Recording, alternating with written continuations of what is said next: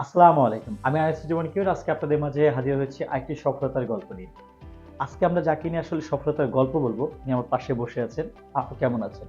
ভালো আছি ভাই। আপনি ভালো আছেন? জি, আলহামদুলিল্লাহ। অদিতি দিবেনী আপু আজকে হচ্ছে ভিসা পেয়েছেন। তো আমরা একটু ওনার ভিসাটা আপনাকে একটু দেখাবো। আচ্ছা, সফলতার গল্প বলার আগে যদি সফলতা না দেখানো হয়, তাহলে আসলে এটা পূর্ণতা পায় না। তো এটা হচ্ছে আপুর সফলতা। ইতালিতে আপনি কোন ইউনিভার্সিটিতে অফার লেটার পেয়েছিলেন?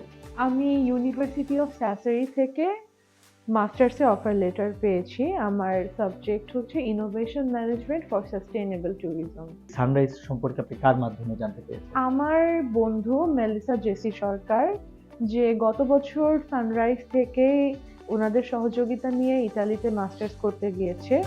ওর থ্রুতে আমি বেসিক্যালি সানরাইজ সম্পর্কে জানতে পারি এবং তারপর আমি কন্ট্যাক্ট করি, দেন তিথি আপুর সাথে আমার কথা হয়।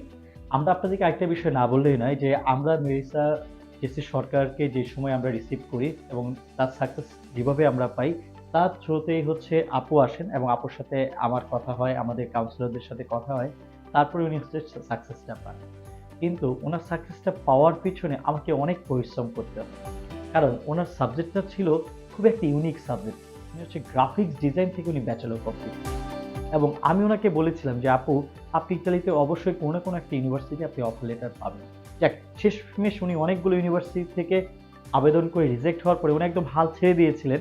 তারপরে উনি যখন ইউনিভার্সিটি অফ সাসে থেকে অফার লেটার পায়, উনি খুব খুশি হয়ে যায়। আজকে উনার খুশির সর্বশেষ চূড়ায় উনি ভিসা পেয়েছেন।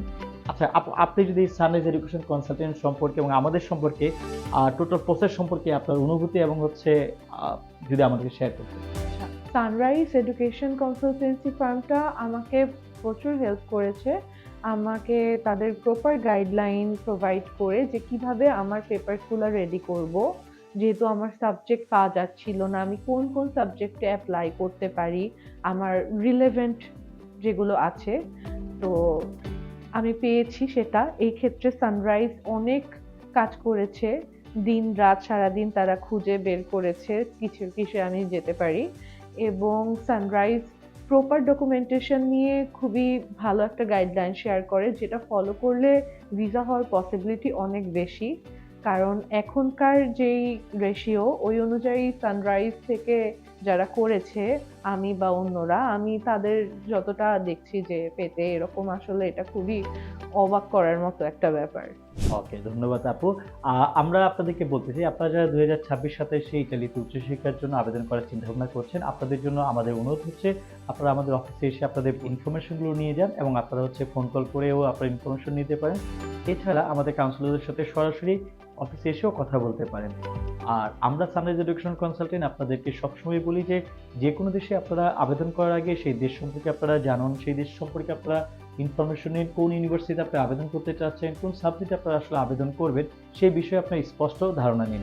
আজকে এ পর্যন্তই, দেখা হবে অন্য একটি সফলতার গল্প নিয়ে। ভালো থাকবেন। আসসালামু আলাইকুম।